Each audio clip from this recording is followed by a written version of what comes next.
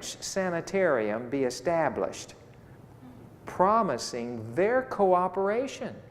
Isn't that amazing? They were going to cooperate with us. They were so excited about these messages of health. In several cities, the work has been started with good success. A health institution, rightly conducted, gives a character to our work in new fields. And not only is it a benefit to the people, but the workers connected with it can be a help to the laborers in the evangelistic lines. That's what we're doing here, aren't we? We're going to the evangelistic meetings and trying to give some health presentations and so forth. Isn't this exciting? Can't you see what God intends to do through this health component? And, you know, if we just keep doing the same things that we've been doing, can we expect any different results? We've got to change if we want to see more people coming into this church. We've got to work the plan as God gave it. And then we are to learn, that was in our large gatherings, our camp meetings, we are to learn in our city missions. This is from Councils on Health 468. In every city where we have a church. Do we have a church in New York? Many. All right, then where is the place where treatments can be given? It doesn't have to be the church. Notice, in every city where we have a church, there is need of a place where treatment can be given. Among the homes of our church members, there are few that afford room and facilities for the proper care of the sick. A place should be provided where treatment may be given for common ailments. The building might be inelegant and even rude, but it should be furnished with facilities for giving simple treatments. So I don't think we're talking about a church here that's inelegant and rude. We don't want our churches to be that way. But a simple building where we can have facilities for doing hydrotherapy, little lectures, you know, that we can do in the city. Make it a city center. These treatment centers skillfully employed, these treatments skillfully employed would prove a blessing not only to our own people, but to their neighbors. And they might be the means of calling the attention of many to health principles. From the book Evangelism, page 107, there should be connected with our missions, talking about in the city, training schools for those who are about to enter the field as laborers. They should feel that they must become as apprentices to learn the trade of laboring for the conversion of souls. Isn't that interesting how the Lord puts that? That's a trade that you can enter into, winning souls. And we can learn that in connection with the city work. People are working together. We'll see this more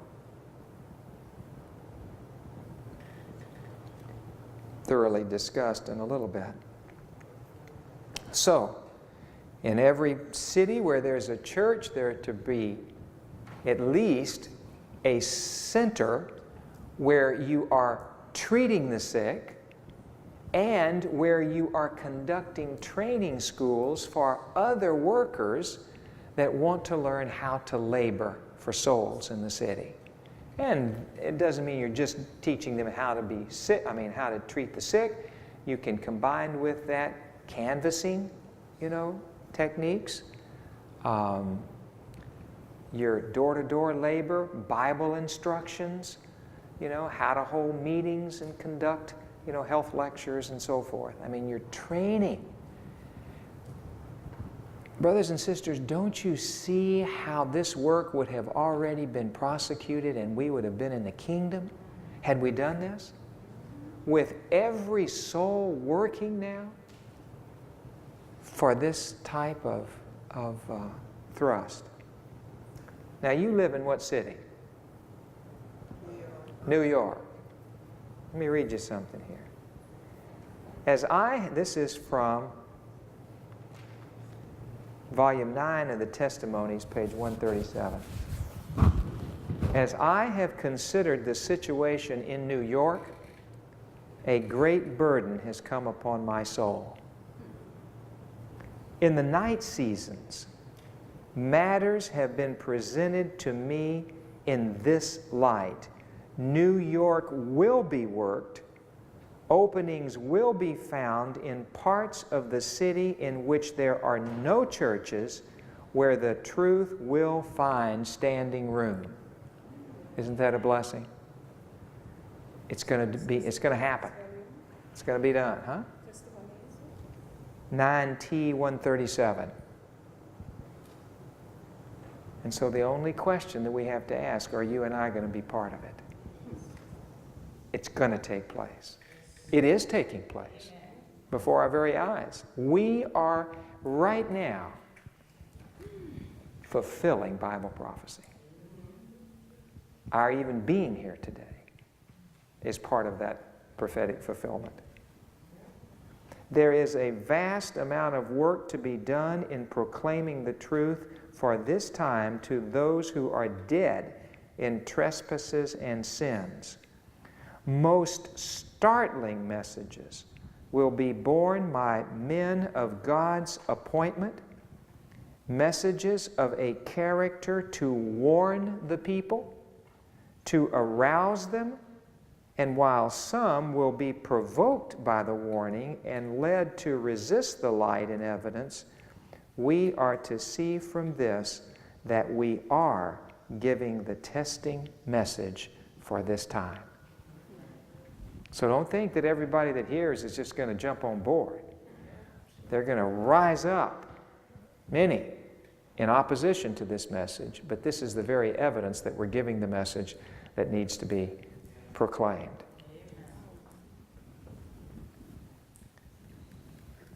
Continuing on in that same passage, messages will be given out of the usual order,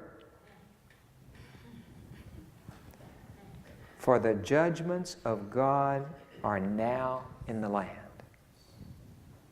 While city missions must be established where, now notice the groups, coal porters, Bible workers, and practical medical missionaries may be trained to reach certain classes. Now, where are they to be trained? City missions. Okay? That's where they're to be trained, among other places. City missions. Coal porters, Bible workers, and practical medical missionaries. We must also have in our cities consecrated evangelists through whom a message is to be borne so decidedly as it will startle the hearers. So can you see the need for God's people coming together in this work, that it is very organized? It's an army. It can't be all fragmented, people doing their own thing. There has got to be organization. And in these city schools, and there are going to be schools also, we'll see, there are going to be schools outside the cities also. But in the cities, there's a work that's going on. It's so vast that you don't have to be worried about being left out. You won't. God is going to press you into this work. And there's going to be plenty for you to do. You don't have to worry about being without a job. And God will sustain His workers. Now, let's go now outside the city, okay, into the country. But don't fail to capture this. there is to be a work that is going on in the cities. So then we all cannot go out to the country. We can't stay in the countries, that's for sure. Enoch, he had his outpost, but where did he go? Then back where the people were. We're not going to save the people in the cities out in the countries. We're going to have to, it may be a launching pad, but we're going to have to get back into these cities and work these cities as God intended them to be. You remember back when Elder Daniels, A.G. Daniels, was the conference president, this was one thing that Mrs. White kept pressing upon that man. There is a neglected work, and it's the work for the cities. This is in the country. The Lord has instructed me to warn those who in the future establish sanitariums in new places to begin their work in humility, consecrating their abilities to His service. The buildings erected are not to be large nor expensive. Not large, not expensive. Small, local sanitariums are to be established in connection with our training schools. Now that's interesting. We may think that we need these large complexes. And the Lord says, let them start as small sanitariums. Yes?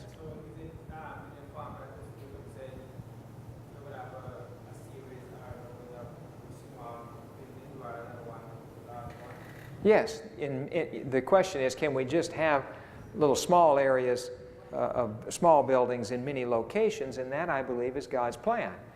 Now, it doesn't mean that we can't have some centers that are larger, all right? That's okay, but God doesn't want us to think that the only work that can be done outside of the cities are these mammoth, institutions. In fact, there may need to be several of them, at different places, out of the city where God can bring His people, bring them out of the cities, those that are being labored for and so forth, out into the country where they can be treated in a more rural, natural environment. Small local sanitariums are to be established in connection with our training schools, and in these sanitariums, young men and women of ability and consecration are to be gathered, those who will conduct themselves in the love and the fear of God, those who, when prepared for graduation, will not feel that they know all that they need to know. Okay? And you see what is happening here? In other words, many people, when they go through these medical missionary trainings, they say, well, I don't know all I need to know. Brothers and sisters, we're never going to know all that we need to know. That's why we're depending upon Jesus. As we work, we gain more knowledge. Okay? They will not feel that they know all that they need to know, but they will diligently study and carefully practice all the lessons given by Christ. So we are to be continuing to learn. And by the way, this graduation, what does that mean? I think we've taken on the concept that the world has about graduation. You're finished. Listen, graduation just means that you're just starting. You're initiated now into this school, okay? The righteousness of Christ will go before such ones, and the glory of God will be their rearward. And so there will be schools outside of the city also, and in those schools the students are working in the sanitariums, and they are learning how to treat the sick. Okay? Plus they're learning other things too, but the sanitarium is there to help them to learn. They're the patients. That's where they are. In the same way, in the city, you don't just have schools, you have city missions where there are treatment centers, and the students not only are learning, you know, the Bible work and the canvassing, but they're